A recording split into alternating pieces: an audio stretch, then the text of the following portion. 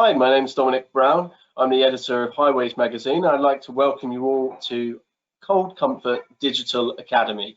This is a new platform we're launching this year. As everyone will be aware or can imagine, unfortunately COVID-19 for obvious reasons meant we couldn't hold the physical Cold Comfort and Cold Comfort Scotland events this year. But we didn't want to leave it a year until we saw you all again, until we brought the winter service and the extreme weather resilience professionals together, because as we know, this is an industry where the decisions can mean life and death, where learning something new can save a life. And as I've been told by many people, whenever you visit Cold Comfort, you do learn something new. And as this industry is rapidly developing and there are new things to learn, we wanted to bring them out to you in the best way we could, as soon as we could. So we're launching the Cold Comfort Digital Academy. It starts on Monday the 21st of September. These are short videos, much like this one, that get dropped 1 or 2 a day, every day that week.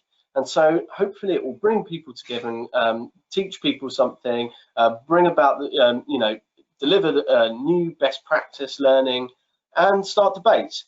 Now, I've got to introduce Craig Donovan, a man who's done most of the work behind all of this and interviewed many of the people for these videos. He's the head of highways and transport at Hemming, which means he's my boss, and he's relatively new to the sector, but I think he's already made some very good friends and some very good contacts across local authorities and Highways England. So, hi Craig, thank you very much for joining us.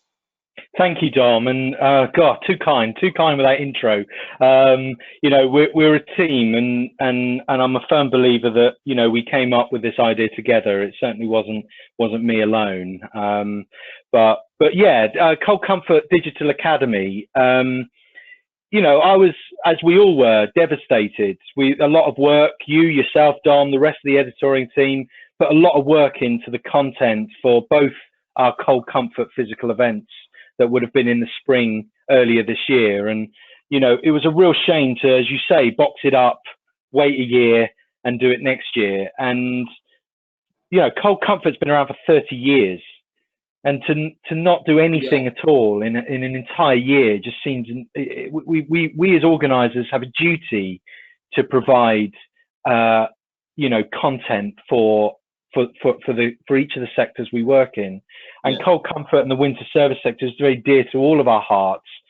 So I wanted to, we wanted to find a way using the tools that we've got and the incredible content to choose a selection of content that we had already prepared for the physical events and find a way of distributing that, to the sector in some way.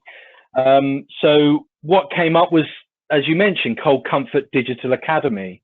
And what we wanted to do was just provide something that was new, innovative, short, sharp, relevant videos for the community in the winter service throughout the UK to learn best practice and guidance. They're all going to be a bit like this video, aren't they? They're kind of interviewed as we invite an expert to come and talk to either yourself or myself, and then we kind of ask a few questions, maybe see a few of their PowerPoints, but it won't be, we promise everyone, it's not going to be death by PowerPoint. It's not going to be kind of droning webinar.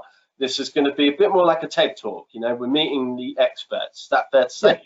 Yeah, and I wanted to bring that. We wanted to bring the humanity part. These guys, these people, experts doesn't do them justice. They've lived and breathed this sector. They know what they're talking about. And I didn't want PowerPoint getting in the way. And yeah, there are a few of them. We need some graphical representation of what they're saying, so it's understood. But we've got some embedded videos even that we're talking through in some of the talks as well, so it's not just two people having a chat. So there is a bit of engagement, but I didn't want to get these very influential and these people that we've asked to speak to get lost in a PowerPoint. And it's more about them speaking off the cuff around a subject that really matters to them and the sector. And I'm hoping the viewer will see a nice fresh look of how a digital academy could work.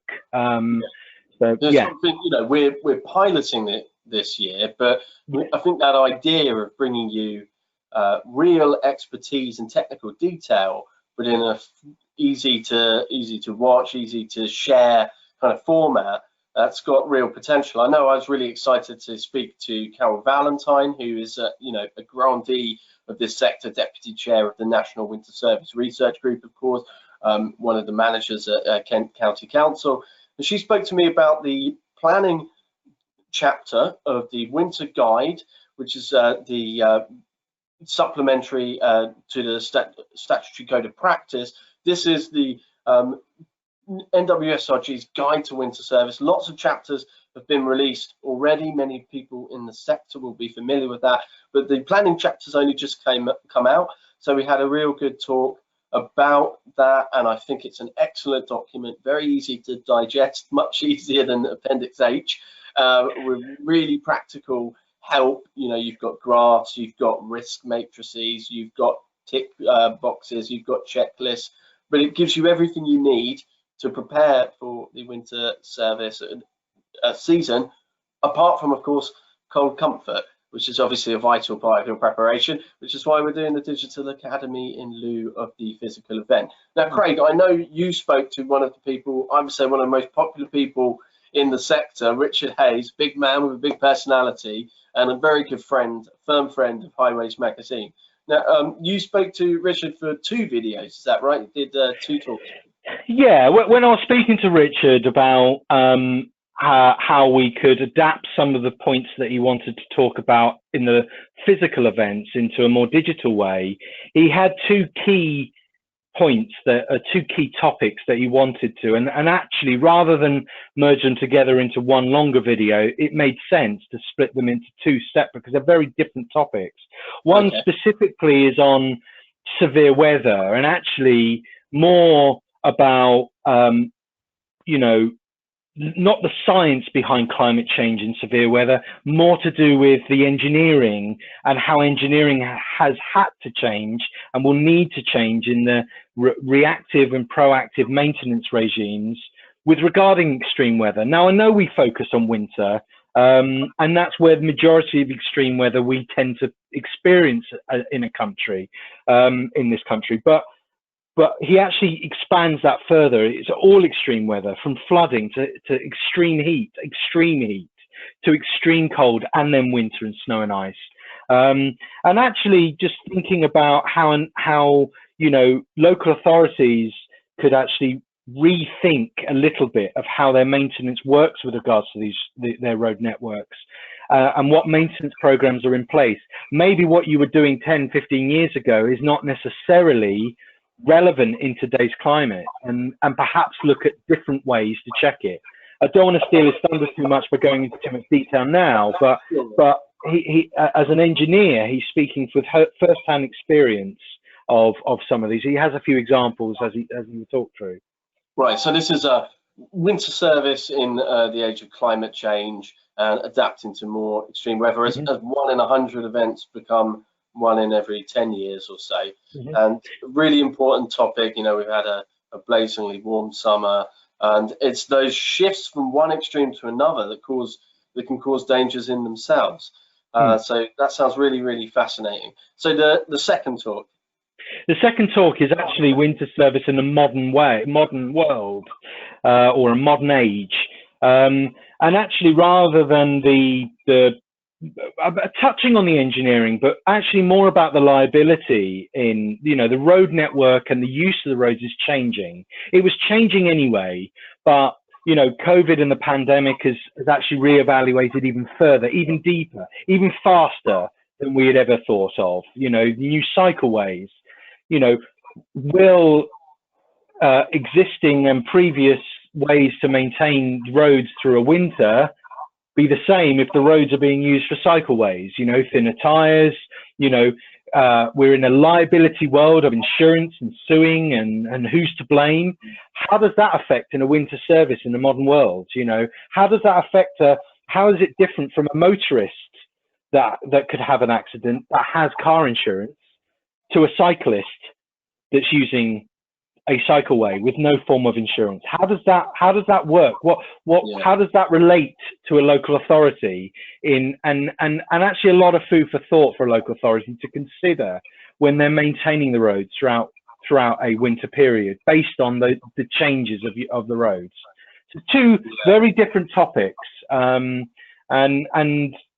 again, I don't want to steal his thunder by giving away too much, because he's some really great information he's got in there.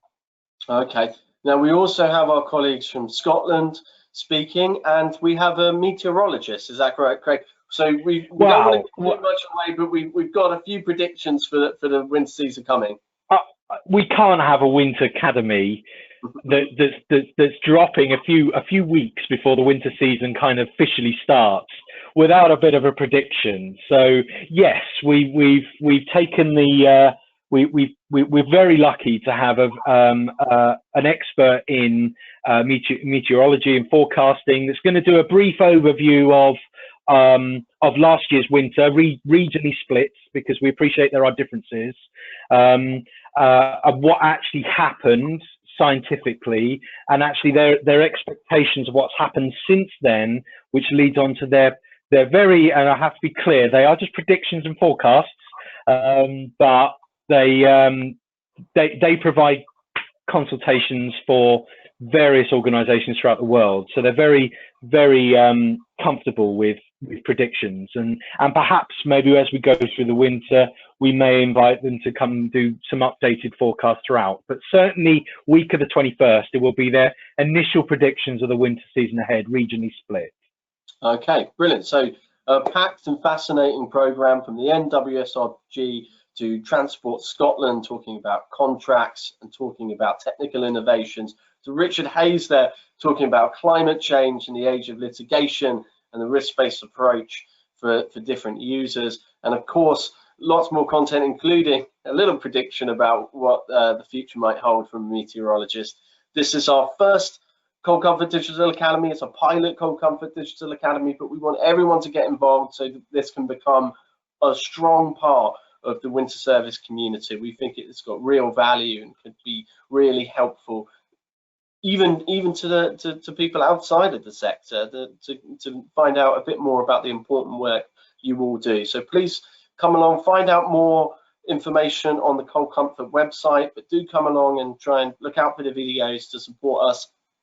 If you want to get involved in Cold Comfort in any other way, if you want to be a speaker, if you want to be a delegate next year, if you want to help support us with sponsorship, or you want to have a stand at the event, please get in contact. Our sales team are just waiting to hear from you. You can speak to myself or Craig or anyone the Highways magazine, and we're all happy to help, and we'd love to see you all there next year in the flesh, and see you on the other side of the webcam from Monday the 21st of September for the first Cold Comfort Digital Academy.